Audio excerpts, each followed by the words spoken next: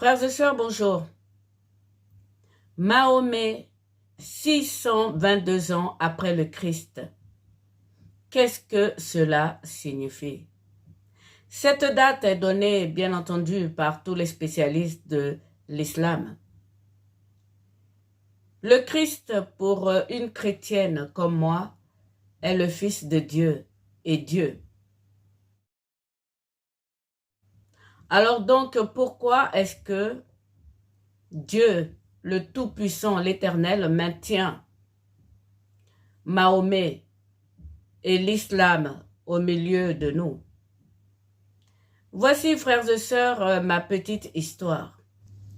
Il s'agit donc de l'histoire des trois religions abrahamiques, c'est-à-dire le christianisme, le judaïsme avec Israël et l'islam avec Mahomet ou Ismaël. Commençons par Daniel. Je vous demande pour cette vidéo beaucoup de concentration, surtout pour ceux qui ne connaissent pas très bien la Bible. Daniel, ce prophète grand et intelligent, est apparu au moment de l'apparition de Babylone. Il était jeune, lui et ses compagnons, la 3e année du règne de Joachim, donc le dernier roi de Juda, avant l'apparition de Babylone.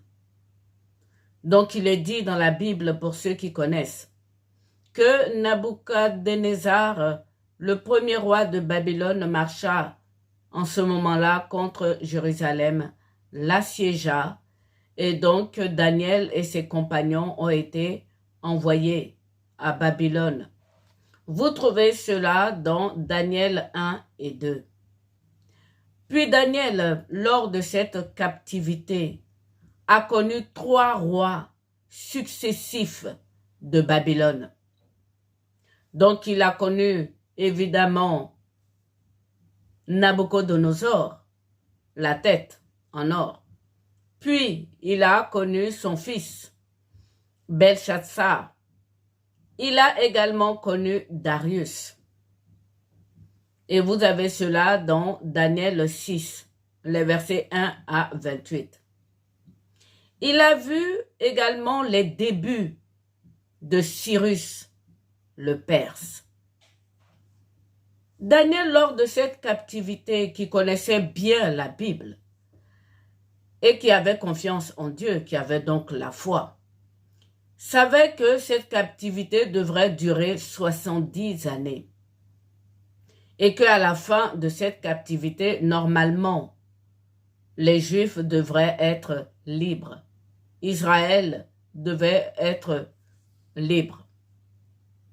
Et donc, à la fin de ces 70 ans, il a commencé à prier activement Dieu pour rappeler à la mémoire de Dieu ce qu'il avait dit par la bouche du prophète Jérémie. La captivité devait durer 70 ans pour ne pas que Dieu prolonge cette captivité. Et comme il a connu tous ces rois successifs de Babylone, il a commencé à se poser des questions. Il méditait donc sur le dessein de Dieu et donc sur tous ces événements. Il voulait comprendre. C'était un homme intelligent, Daniel. Alors donc Daniel reçut par Dieu des songes, beaucoup de songes. La naissance des terres, la succession des différents rois de Babylone et jusqu'à la fin des temps, ce qui devait arriver. Daniel était bouleversé, choqué. Il ne comprenait pas vraiment tout. Et donc Dieu lui a envoyé l'archange Gabriel pour lui expliquer les songes. D'ailleurs, lorsque l'archange Gabriel est arrivé, il a dit à Daniel qu'il était un bien-aimé de Dieu. Et que, puisque Daniel voulait comprendre, Dieu l'a envoyé, lui, le messager de Dieu, pour venir ouvrir son intelligence, pour qu'il puisse comprendre tous les songes qui lui ont été envoyés par Dieu.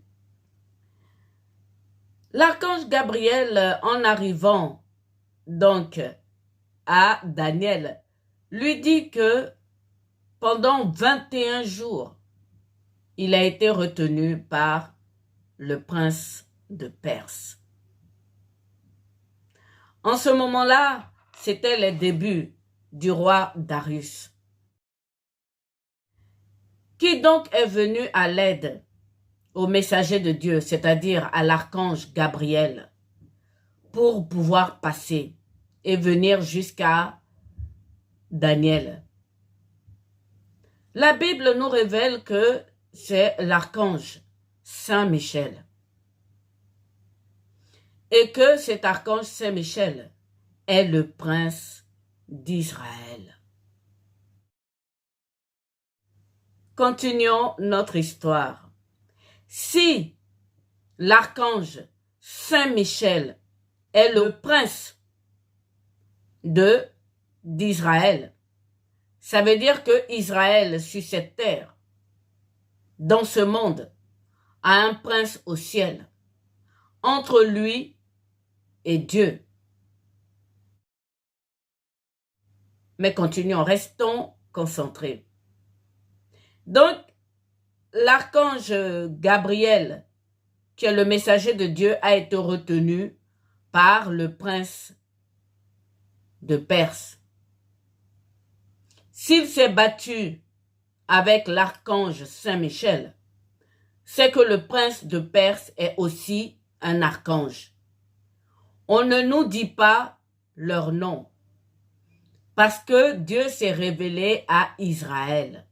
Donc nous avons le nom des princes qui sont au-dessus d'Israël, mais pour les autres peuples. Donc je pense à ce niveau au prince de Javan. Nous n'avons pas non plus son nom. Mais continuons notre histoire. Donc le prince à la tête de Darius est donc ce prince de Perse, un archange, une autorité puissante. Donc il a retenu Gabriel qui venait ouvrir l'intelligence de Daniel pour pouvoir comprendre les songes. À la fin de ses 70 ans, Daniel a été exaucé. Dieu libère son peuple de la captivité, de l'emprise de Babylone. Vous avez cela dans le livre de Esdras. Esdras est un sacrificateur, un descendant des fils de Aaron. Dans le livre de Esdras, on nous raconte que les Juifs quittent Babylone et donc ils reviennent en Israël. Mais malheureusement, il n'y a plus de temple à Israël. Et donc, il fallait que Dieu construise le temple pour que les Juifs puissent continuer avec Esdras comme sacrificateur. Dieu donc réveille l'esprit de Cyrus, le roi de Perse, de construire ce temple pour les Juifs. C'est compréhensible. Israël était en captivité, il n'avait plus de moyens. Toutes les richesses de Salomon, Nabuchodonosor l'avait récupérées. Donc Dieu ne pouvait demander qu'à Cyrus, le dernier roi en ce moment-là de Babylone, de construire le temple. En ce moment-là, donc, que pense le prince de Perse, c'est-à-dire l'archange dans le ciel? Il a retenu plusieurs fois Gabriel pour ne pas qu'il passe, puisque Gabriel vient pour Israël. Et Gabriel est toujours secouru par le prince d'Israël. Mais lorsque Dieu lui demande à lui de reconstruire le temple, cela, frères et sœurs, provoque chez les princes, les archanges, qui sont au-dessus des Perses, une accalmie. Eh oui. Voici, frères et sœurs, ce que dit le roi de Perse en ce moment-là. C'est dans Esdras 1, vous avez cela à partir du verset 2. Il dit ceci, « Ainsi parle Cyrus, roi des Perses, l'Éternel, le Dieu des cieux, m'a donné tous les royaumes de la terre, et il m'a commandé de lui bâtir une maison à Jérusalem en Juda. » Donc le prince, les archanges, les principautés, les autorités dont nous parle saint Paul, ceux qui sont au-dessus des Perses, en ce moment-là, sont dans la calmie. Ils se disent, ah, voilà, c'est nous qui allons construire le temple. Le Dieu très haut nous a donc conféré toutes les nations. Donc Dieu les a donc apaisés. Il y a eu dans le ciel un calme momentané, des vents. Eh oui, parce que les anges dans le ciel sont des serviteurs des vents et des feux de l'Éternel. Ne l'oubliez pas. Le prince de Perse, dans ce cas, laisse maintenant librement circuler l'archange Gabriel, qui est le messager de Dieu. Ils ont construit le temple. Dieu est avec eux. Les Perses sont à la tête de Babylone. Et donc, Gabriel peut circuler librement. Et pas que Gabriel seulement. Souvenez-vous dans le livre de Tobias, de Tobie, circule aussi l'archange Raphaël, le guérisseur de Dieu qui allait voir Tobie. Donc il y a vraiment une accalmie dans le ciel. Puis Dieu envoie ce messager Gabriel à la Vierge Marie. Le prince de Perse le laisse passer, puisqu'ils sont à la tête de Babylone. Ils sont dans l'accalmie. Ils ont construit le temple. Quelque temps après, il y a un silence dans le ciel. Ils apprennent que le Christ est né, le prince de toute la création, le Fils du Dieu vivant.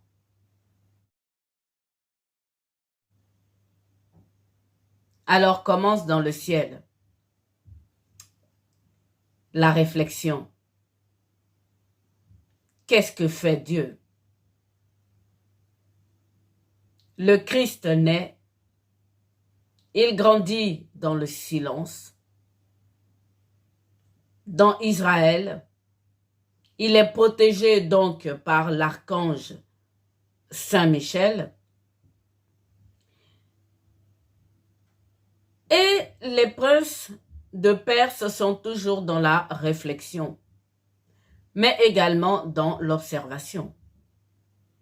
Dans leur esprit, ils sont toujours les constructeurs du temple de Jérusalem, le deuxième. Donc, ils continuent à observer, à regarder du haut du ciel ce qui se passe sur la terre. Et pendant ce temps, ils voient circuler les mages. Frères et sœurs, dans la Bible, beaucoup de personnes, surtout d'entre les chrétiens, ne croient pas à l'existence des rois mages. Et pourtant, ils sont bien racontés dans l'évangile de Matthieu. Alors, qui sont ces mages?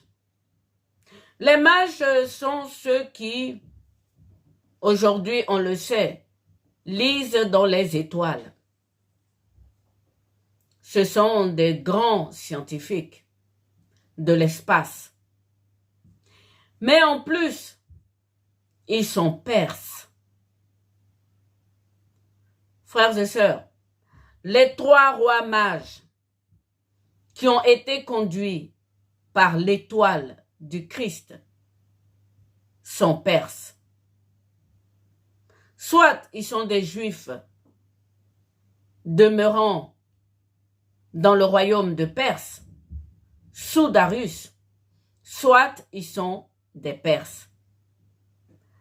Alors, le Dieu qui s'est révélé à Israël, donc l'Éternel, a interdit à Israël de lire dans les étoiles.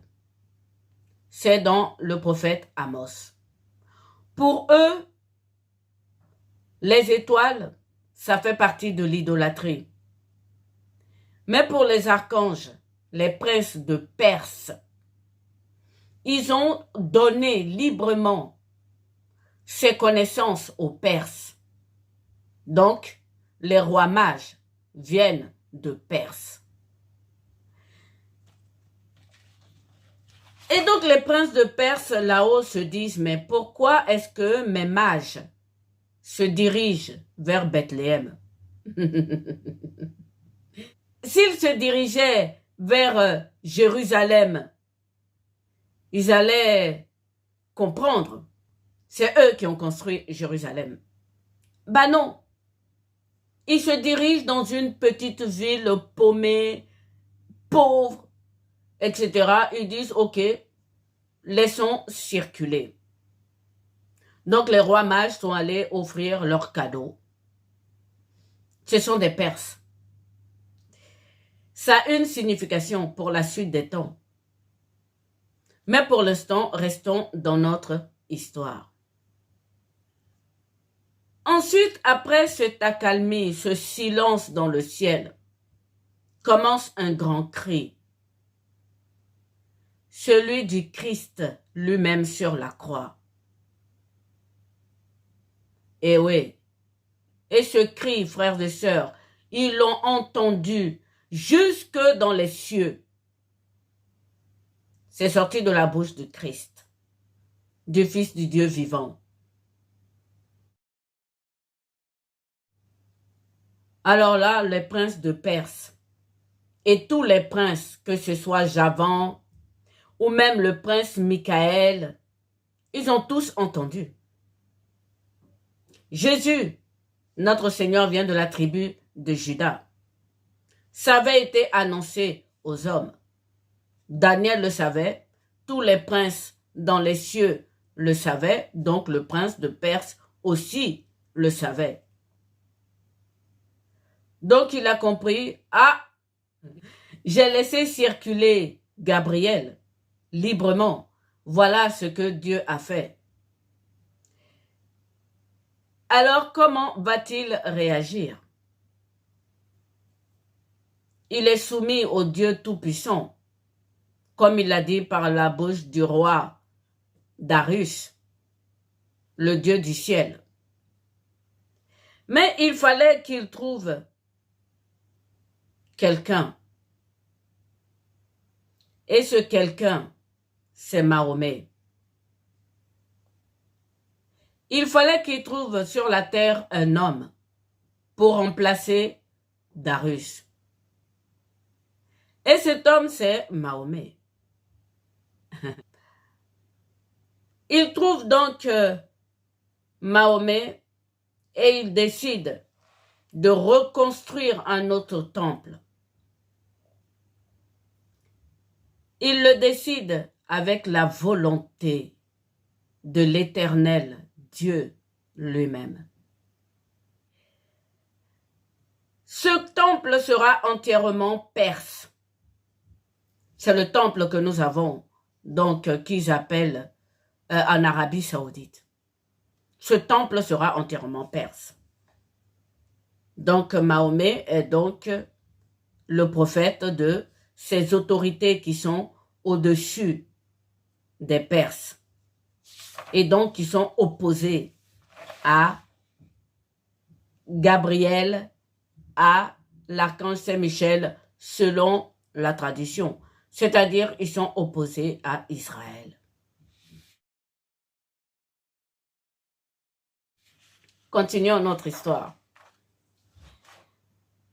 Les exégètes qui connaissent la Bible vont me dire, mais tu t'es arrêté à Cyrus. Après Cyrus, il y a eu Javan, d'Alexandre le Grand.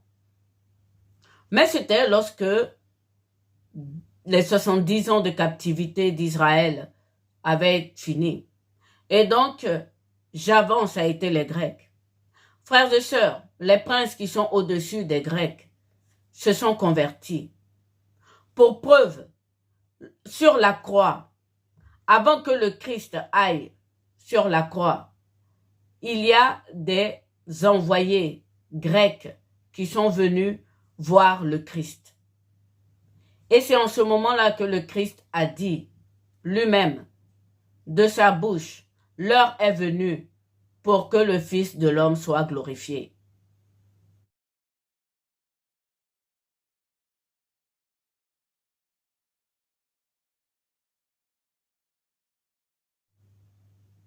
Donc, le dernier roi de Babylone s'est converti, c'est-à-dire dans la figure de Alexandre le Grand, donc de Javan. Vous allez me dire, mais pourquoi eux, ils se sont convertis et pas les Perses? Continuons notre histoire.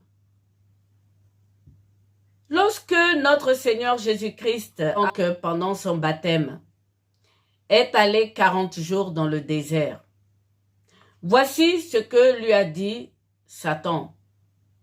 Il lui a dit que Dieu lui a donné tous les royaumes de la terre. Et notre Seigneur Jésus-Christ ne lui a pas dit « tu es un menteur ». Mais au-dessus de Satan, il y a une hiérarchisation dans le ciel. Et oui. Pourquoi est-ce qu'il a dit que Dieu lui avait donné tous les royaumes de la terre? Parce qu'il avait chuté. Il est avec nous sur cette terre. Lisez Isaïe. Il est devenu comme l'un d'entre nous. Il a chuté. Et ces autres anges qui ont chuté avec lui, Dieu les a maintenus en prison, attachés dans les abîmes, en attendant le jour du jugement. Donc, lorsqu'il a chuté, il pense toujours pour lui qu'il est le roi dans le monde entier. Évidemment, nous sommes plus faibles que lui. Donc, il peut se considérer comme cela. Et le Christ ne lui a pas dit « tu es un menteur » à cause de sa puissance qu'il a au-dessus de nous. Mais comme je vous le disais, au-dessus de lui, il y a une hiérarchisation. C'est-à-dire que Israël a comme prince dans les cieux l'archange Saint-Michel. Et les Perses ont comme prince dans les cieux le prince des Perses dont on ne connaît pas le nom. Javan aussi avait au-dessus, dans le cieux, d'autres princes.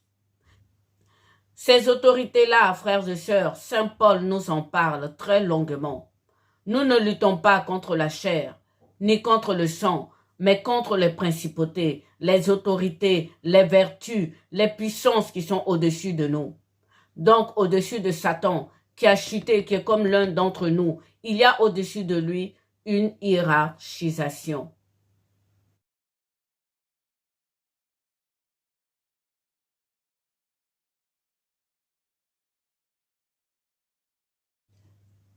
Voilà pourquoi, frères et sœurs, je vous dis à vous qui me suivez, aucun être humain n'est sataniste. Satan est réellement tombé. Il est avec nous. Il est devenu comme l'un de nous. Il est puissant par sa force. Mais nous ne sommes en aucun cas à lui. Il n'y a pas d'homme sous le soleil qui soit sataniste.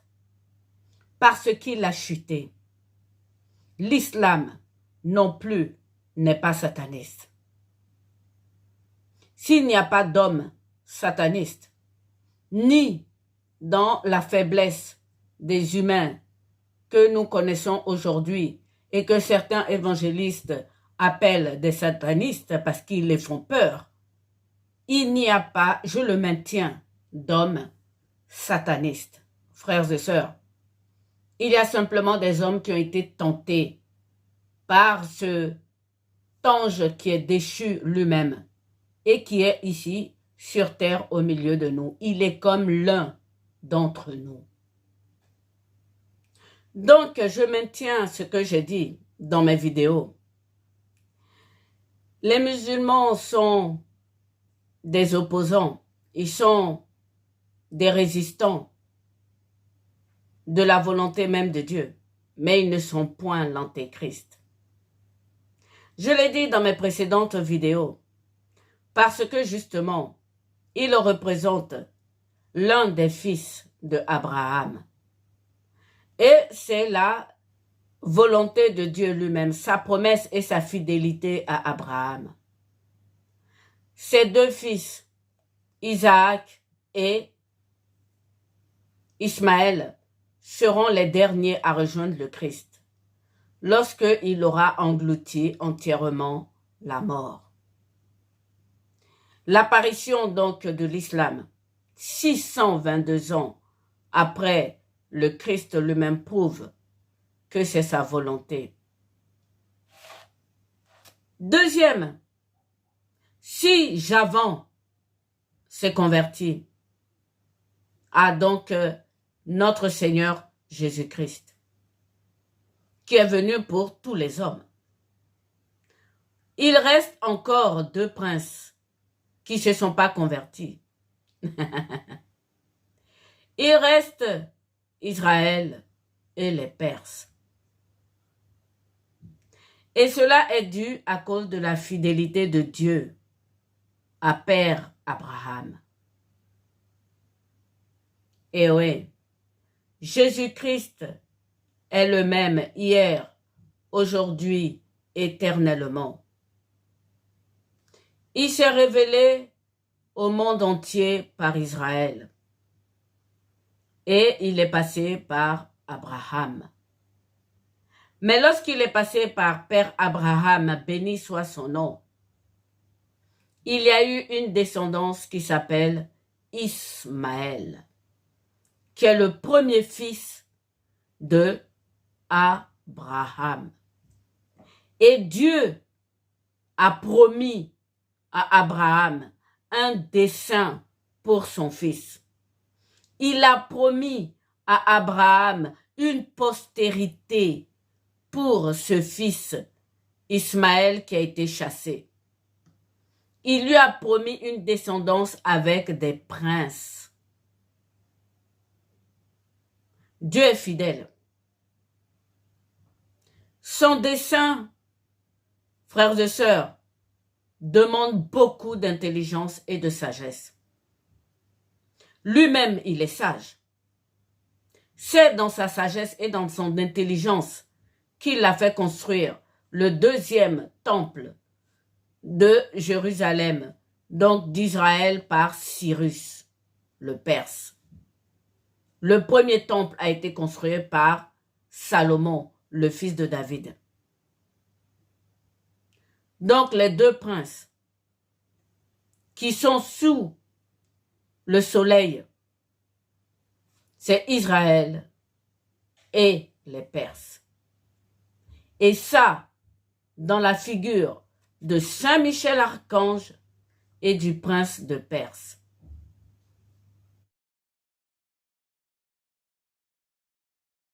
Saint Michel pour Israël et l'archange Saint Allah pour l'islam, donc pour la Perse et donc pour les musulmans.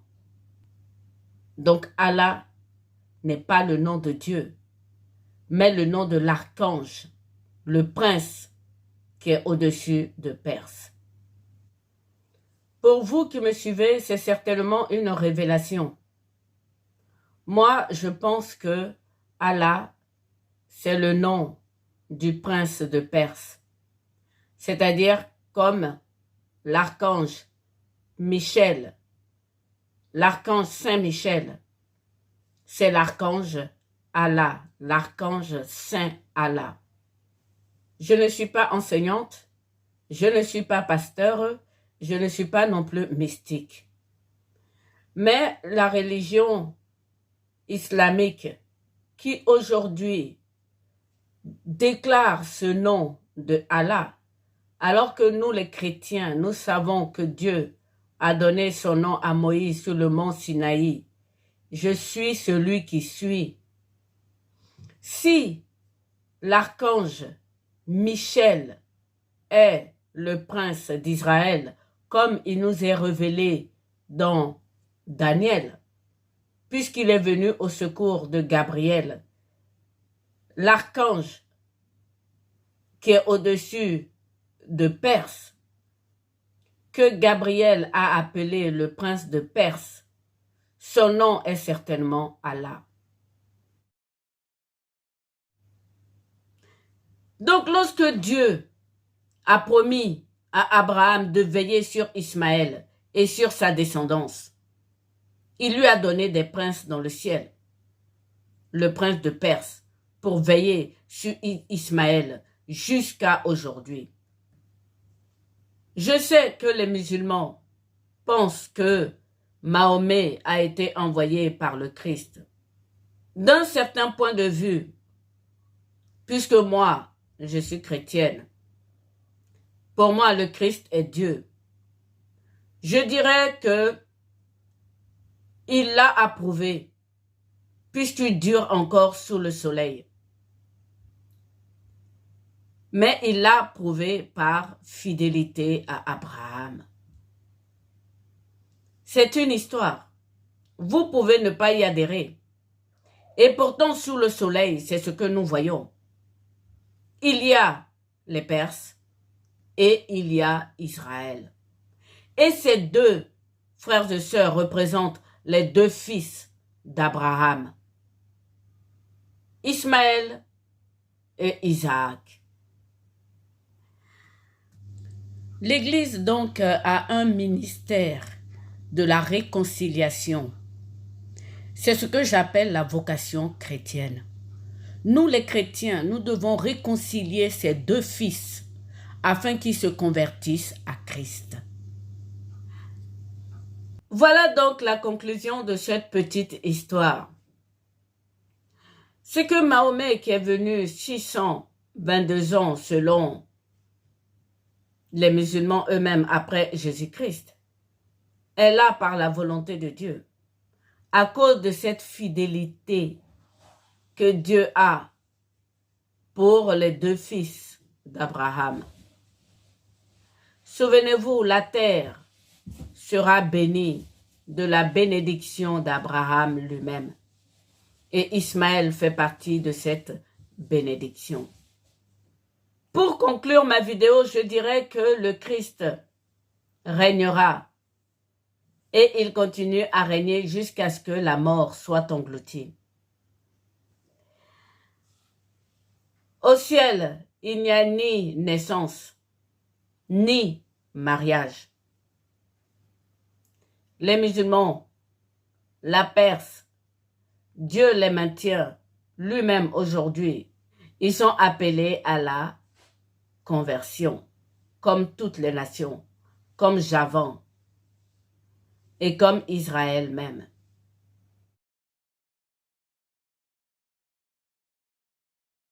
Aujourd'hui, c'est la fête des femmes. Que Dieu vous bénisse.